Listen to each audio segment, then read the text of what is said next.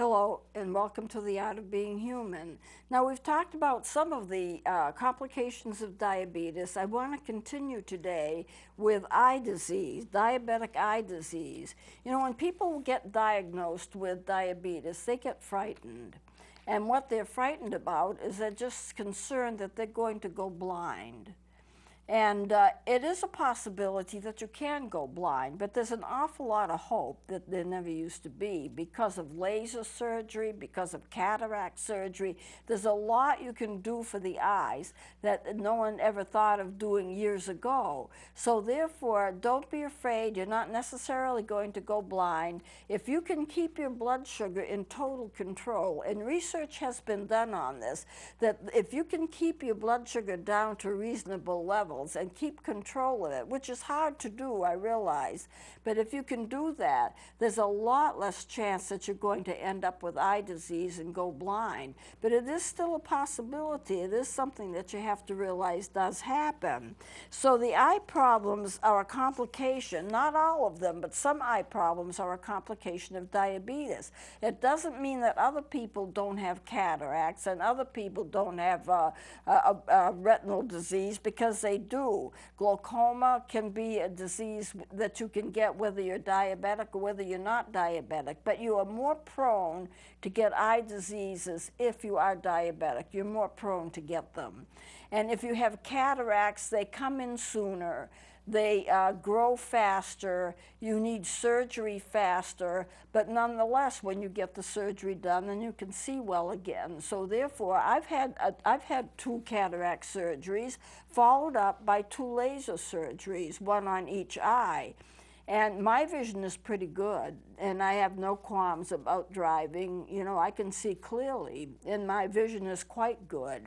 So there's a lot of hope if you have eye disease, that even if you're diabetic, that you can get help with it. I think what I'm going to do first is show you this chart I have here on the eye that I've drawn. If we can get a close-up of that. There, good. This is when you look at it, this is a pretty simple drawing of the eye. Let me point out the parts to it. You have your lens is right here. If you're going to have cataract surgery, the lens is going to be removed, and another piece of an artificial implant will be put in, because that's what clouds up, and that's what causes you your problems if you have cataract surgery. So this is the lens, and this here is the iris that gives you the color of your eye. And this is the cornea around here that's protective to the eye. You do have substances, I didn't write them in, but you do have substances in this area. This is your retina. I just put in what was most important for what we're dealing with. This is the retina on both sides, and this is the optic nerve. Now, what you may not realize is that when you look at something, the image is reversed. When you look at something, what you're seeing through the pupil of the eye, which is this vacant space right here, and then going through the lens, and it focuses on the optic nerve, but it focuses on the optic nerve upside down. There was no real way I could draw that, but it does. And then you go into the brain, it goes into the brain, and the brain reverses it and turns it right side up. So your eye is seeing things upside down, and your brain is reversing it so it's right side up. You never know it's happening. There's no feeling to it. There's no pain. You see things right side up. You don't think anything about it. But the eye itself, it's the way that the light waves cross, it actually ends up by being upside down, and then it gets reversed. The danger with eye disease, especially for the diabetic, is in the retina area, because you have those capillaries, you have those tiny blood vessels that we've talked about before. And if they start to leak around the retina, they can block off the optic nerve, and then you won't see. You will effectively be blind. So what they do with laser surgery is that they can punch holes and actually sometimes open up areas that wouldn't be open, and you can see again. But I want to go over these eye diseases that you get. It's actually quite an interesting process. When I had laser surgery, I don't know how many of you have had laser surgery, it doesn't hurt. You sit there, and it's very quick. Within 5 minutes, you're all done. And they put a machine on you, like they're checking your eyes, and then they'll tell you to blink or whatever they want you to do. There's no pain. The eye is numbed up. They put enough drops in your eyes so that you get really numbed up so that you don't feel anything. And then you hear like little pinpoints, like almost gunshots, you know, little bangs that you hear. Fast-paced, many of them, and what they're actually doing is they're punching holes in the area that the lens is in so we can see again. So I may as well mention this to you because I'm kind of on this subject, but when you have cataract surgery, they take that lens out, but that lens is in a sac. They don't take the sac out. They put an implant in, and that implant goes in the sac that the lens was in. So they take the lens out because it's so cloudy you can't see with it anymore, and it's getting worse and worse, and they put the implant in, which is a piece of plastic. There are different kinds of lenses. Some are more expensive than others, depending upon what you want. Medicare will take a standard kind of lens, which they usually use, and put it in that same sac that lens came out of. Now what happens is that sac sometimes gets scar tissue on it because it's healing from the surgery, and you may not notice the effects until maybe a year or so, 2 or 3 years, that your eye's getting back cloudy again, like it was before, and you wonder if something's gone wrong with the surgery, well, that you had to remove the cataract. Well, nothing's gone wrong particularly, but that sac has developed scar tissue blocking off light, and you're back to having a cloudy lens again. So they take you in and they do laser surgery. What they do is they put those little holes all over the place in the lens. They blow away the scar tissue. They put holes in that sac, and then you can see. Lights allowed back in again, and you can see again. It was interesting when I had it done because they did it twice, and I didn't even remember them doing it the first time to one eye, and then they did it to the second eye.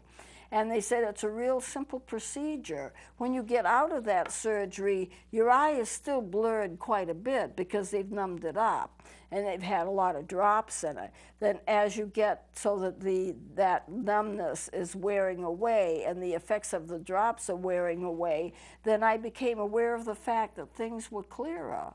I thought, gee, I think I can see better than I did before this surgery.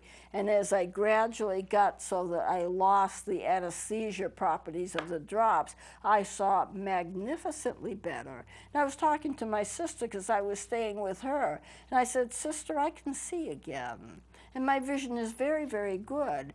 And the thing is, that condition of the clouding of the sac that the lens is in won't ever return. The effects of that surgery is permanent, so I'll never have to go through that again. And it was only 5 minutes, and it was completely took care of the problem. So let's go on. I have a chart here, the next chart on diabetic eye disease.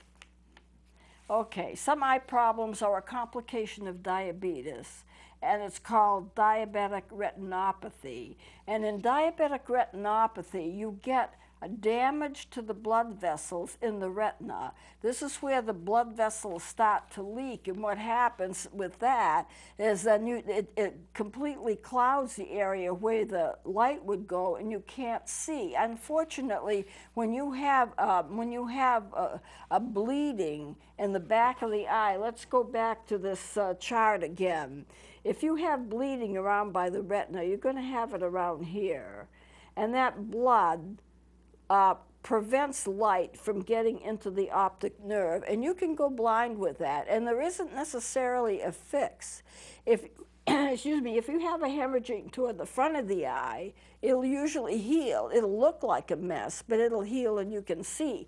In the back eye wall, that's where the problem is, if you get bleeding. And they can seal some of that. If they know that you're bleeding or you're going to have a tendency to bleed, they can do laser surgery and try to seal that up so it doesn't leak anymore. Well, another thing that happens in retinopathy is sometimes you get an extra growth of blood vessels in there. other vessels will start to grow, but they don't necessarily grow in the right place, and they're frail, so they break and they leak. The blood vessels, if they grow in there, that can still block up the vision, and so you can go blind with that.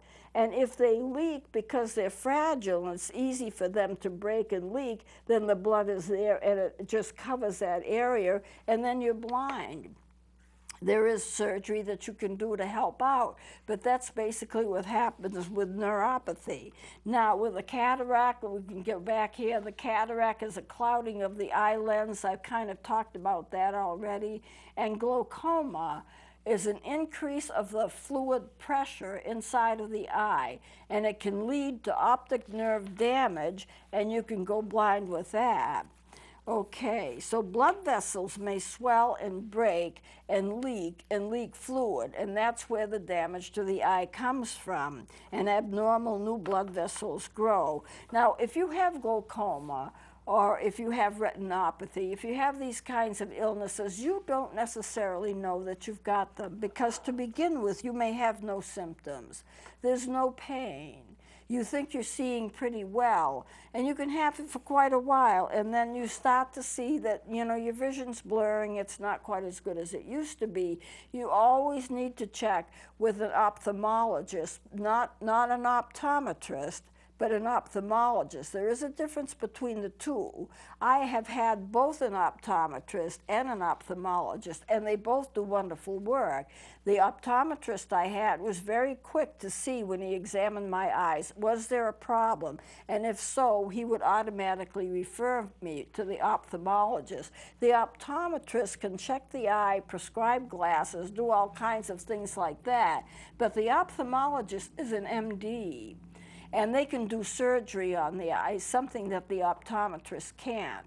But that's not to say that there's something wrong in going to an optometrist. If your eyes are pretty good and you need to have adjustments for glasses because you've got more astigmatism or something else is going on, they can handle it fine.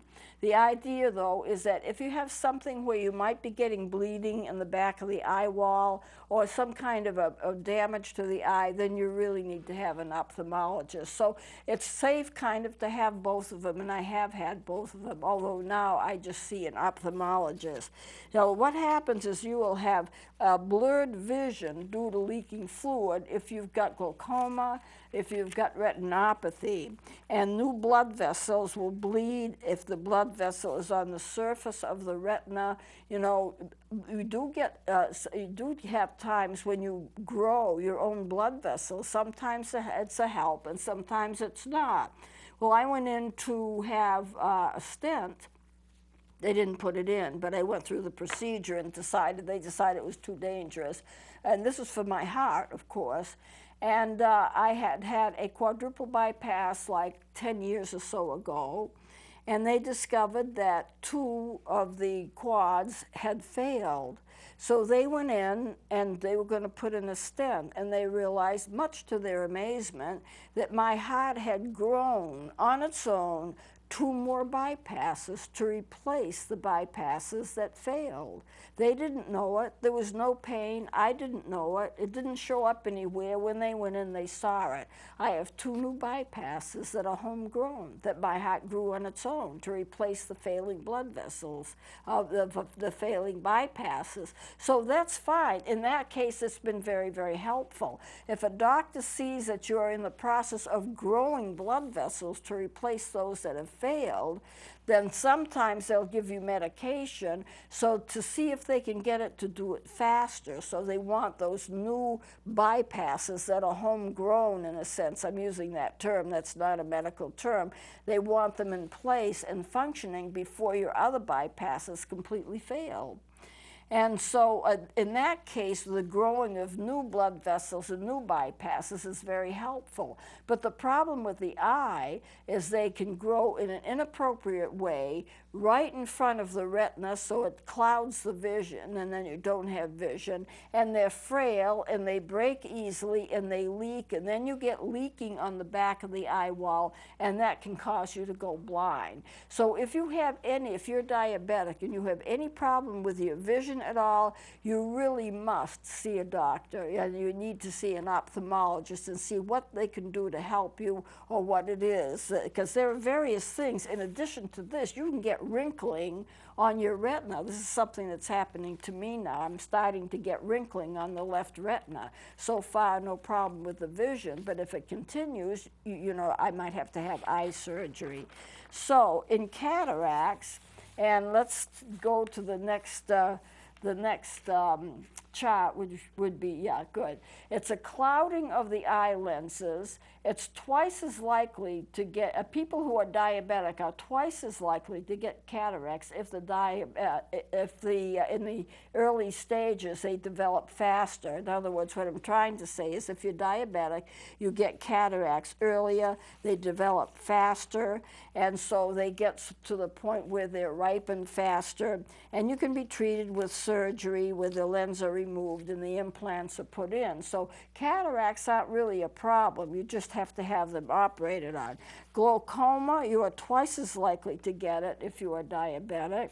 And it can also be treated with laser and medication. I feel really sorry for people who have retinopathy and glaucoma because they really have a problem.